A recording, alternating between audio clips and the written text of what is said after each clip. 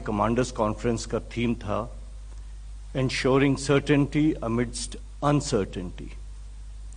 तत्पश्चात हमने एक प्रोसेस इनिशिएट किया जिसमें पूरी ट्रेनिंग को रिवैम्प करने की, ट्रेनिंग को dynamic, flexible, disruptive, multi domain और साथ साथ उसे प्रैक्टिकल ट्रेनिंग, सिमुलेटर्स और टेक्नोलॉजी से एम्बेड किया ताकि एक रॉ यूथ को हम एक सक्षम और सशक्त, जॉब रेडी, डायनेमिक बैटलफील्ड में उतार सकें।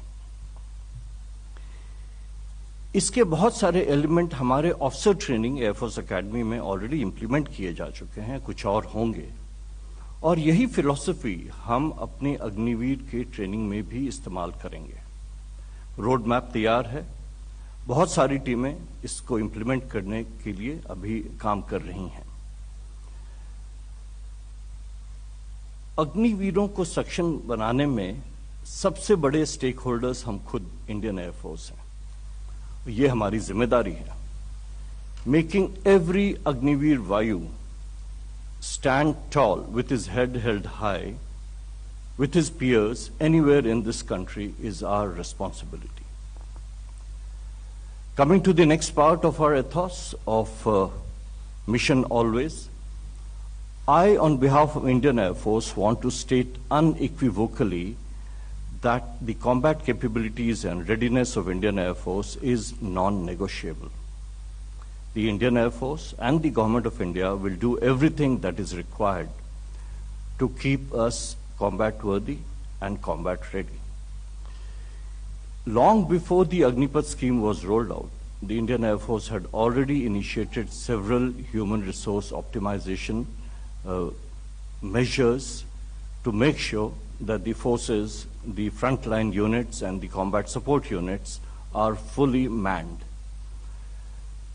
This Agnipath scheme is a part of this optimization process. Agniveers are being inducted gradually, starting with 2% in the first year. The numbers will go up to nearly 6,000 in the fifth year and will be around 9,000 to 10,000 in the 10th year.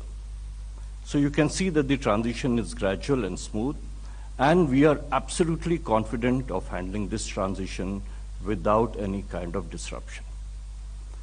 अब मैं आपके माध्यम से कुछ जरूरी सूचना अपने young aspirants को देना चाहता हूं।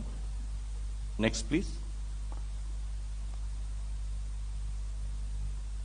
नेक्स्ट। सबसे पहले कि अग्निवीर वायु इनटेक 1 of 22 में कोई बदलाव नहीं है। There is absolutely no change पूरे प्रोसेस में, एंट्री लेवल क्वालिफिकेशन में, एग्जामिनेशन सिलेबस में, मेडिकल स्टैंडर्ड्स में, और सारी इनरोलमेंट भारतीय वायुसेना में अब अग्निवीर वायु के थ्रू ही होगी। आशा करता हूं कि इससे जो काफी सारी शंकाएं थीं वो दूर हो जाएंगी। Next please. Induction timelines, recruitment process और फेज 1 आपके सामने दर्शित है।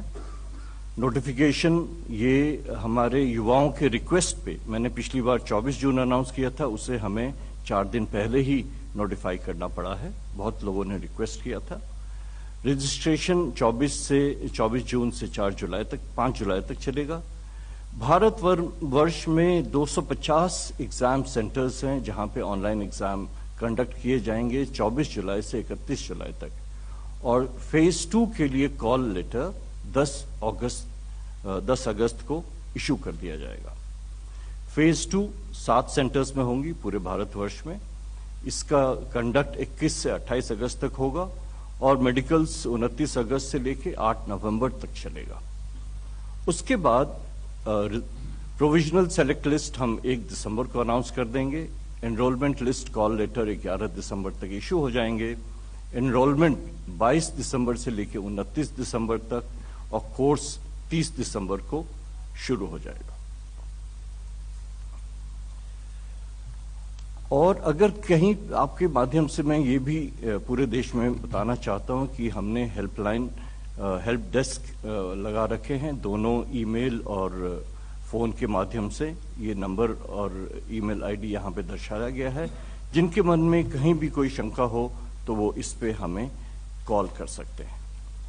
आखिरी में इतना ही कहूँगा कि हम लोग फुली प्रिपेयर्ड रहेंगे पहले बैच अग्निवीर वायु को इंडक्ट करने से पहले, और उनका वेलकम करने के लिए हम तैयार हैं। धन्यवाद। Vice admiral